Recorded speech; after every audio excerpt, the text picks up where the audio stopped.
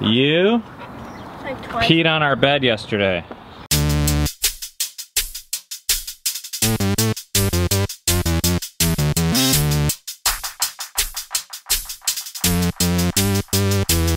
We're on our way to the coffee shop for our weekly business meeting, Ben and I. But this time we're bringing Memory, and she's got an important job, and that is to hold the baby so that Ben and I can actually get some things done. We have two major things we want to get done today. First is we want to try to figure out our morning schedule that pretty much went out the window when the baby was born. The second thing is come up with a strategy on how to deal with YouTube, Facebook, and all that jazz so that it doesn't completely take over our lives.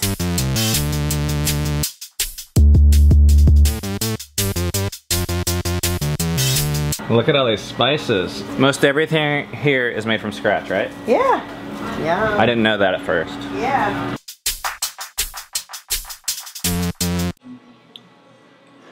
I'm sitting here eating my muffin. I look up and I see my son's name. 7 is awesome. Our kids don't have self-esteem problems.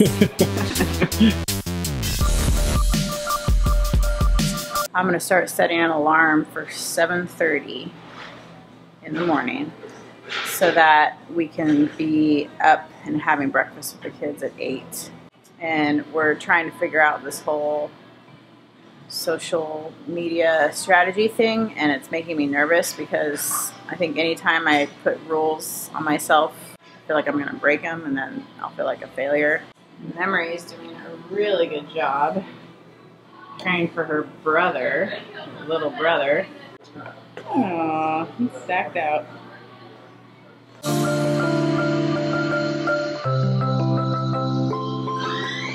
I think what I experience with breaking rules and then that I've set up at that, and then feeling a sense of failure, I think that's like feeling shame. I think that shame is actually really like self-focus. And so one of the things I think is really cool what Ben and I are trying to do with this social media stuff is we're doing this together. It's not just for me, it's for him, it's for our family. We just came up with our social media tech kind of protection strategy. We don't believe that these things are bad things. The way we're choosing to see it right now is we can't handle them.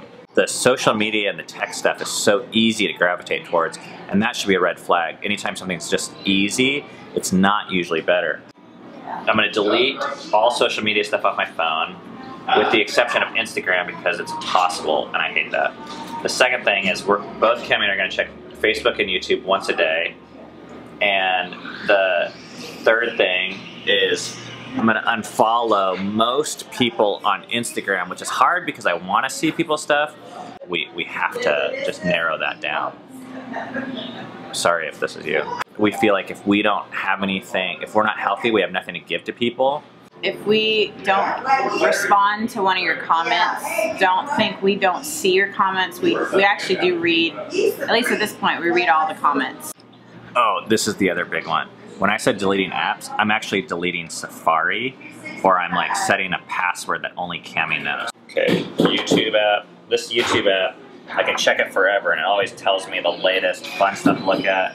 Latest comments, latest number of minutes. It's always like going up, always changing. Want to check it 1,000 times a day. Delete. This Safari. Disable. Oh, it's not there. I feel like I'm getting goosebumps right now. Something that someone said to me 5, 6 years ago is happening. She got this vision for me that in her mind there was this picture of this caterpillar coming out of its cocoon, and it was kind of scared, didn't really know, like coming out just a little bit, sticking its head out, I don't know, I'm unsure. And then she got this picture of this beautiful butterfly pollinating all these different flowers, because I've always really struggled with fear and confidence issues and all that. But I'm just realizing that that's happening now in a way I never imagined it could happen, that people all literally across the globe are watching me. That's crazy. Sorry, I'm emotional right now. In general. Okay. I know I don't have to say sorry. Emotions are okay, they're good, but I just can't believe it. Like, it's we've had a lot of sorrow around this vlog, so it's just crazy to feel really happy all of a sudden that this vlog is doing something that I believe that God wanted to do in me, and that whatever He's done in me, like, I'm actually able to touch other people's lives that I would never ever get a chance to meet. You know, like, what's sticking in my mind is that someone from New Zealand is watching this. Like, what the heck? Like, how does that happen? This is crazy. Sometimes in all the craziness of this vlog, and like, there's been a lot of hard things. We've lost relationships. Like, there's just been a lot of hard things. But we believe that we're doing what we should be doing. And it was really cool just to have this moment where I'm like, I really feel that. Like, I really feel like whatever,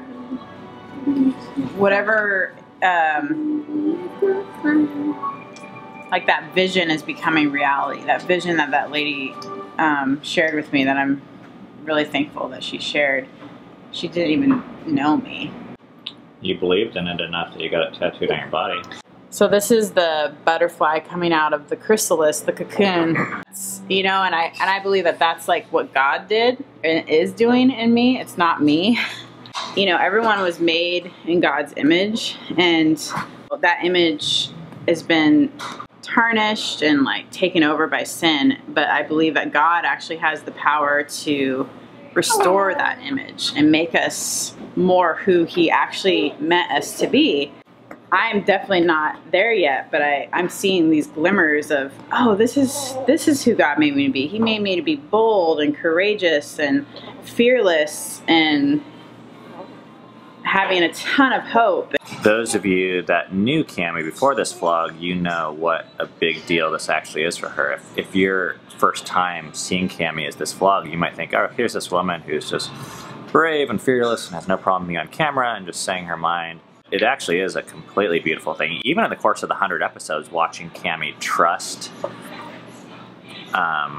in God to protect her as she becomes vulnerable is something it's really, you know, I don't think it's anything short of a miracle to see this type of change and transformation happen in your wife. It's really a beautiful thing. Are you hungry? Mama, stop talking. Start feeding me.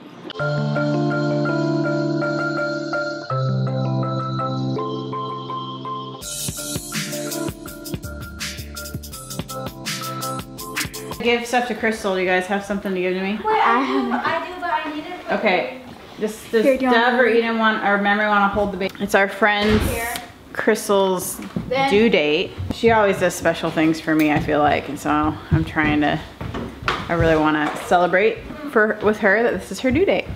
So the kids wrote letters? Yeah, they wrote letters of encouragement to her. Hey, stop licking my jeans. How many times I gotta tell you this? Huh? Hey, boundaries. Today for lunch we're having peppers and quesadilla.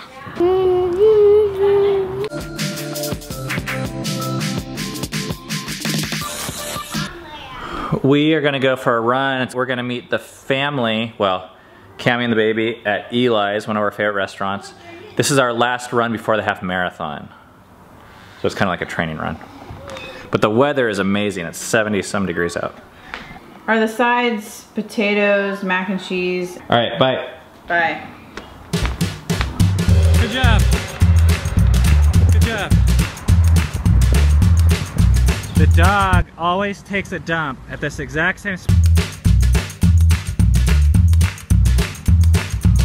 We're gonna go under the purple bridge over that white bridge into Ohio, all along the river that way, and the restaurant's about 3 or 4 miles down that way.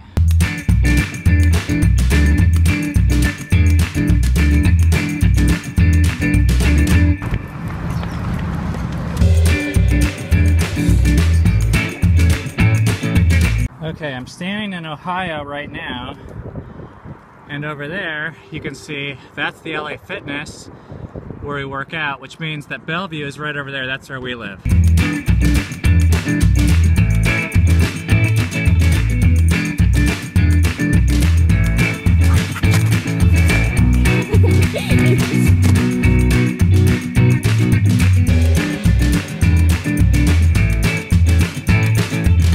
I think I see them along the side of the road. They're running. Oh yeah, there they are. Woo! Good job! Hey! Hi! Do you see him, Filia? Yeah. I see like me shirt. Yeah. That's We saw the first sighting. There they are. Good job. Wow. That was like 9 miles or something, right?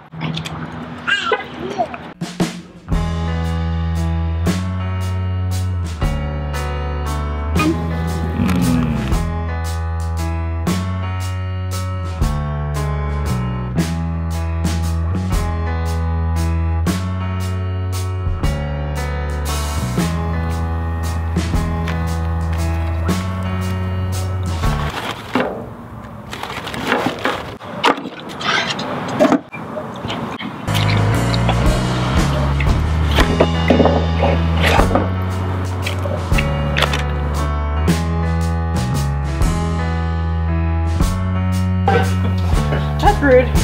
Alright, with that. God of our ancestors, and the Lord heard our voice and saw our misery, toil, and oppression.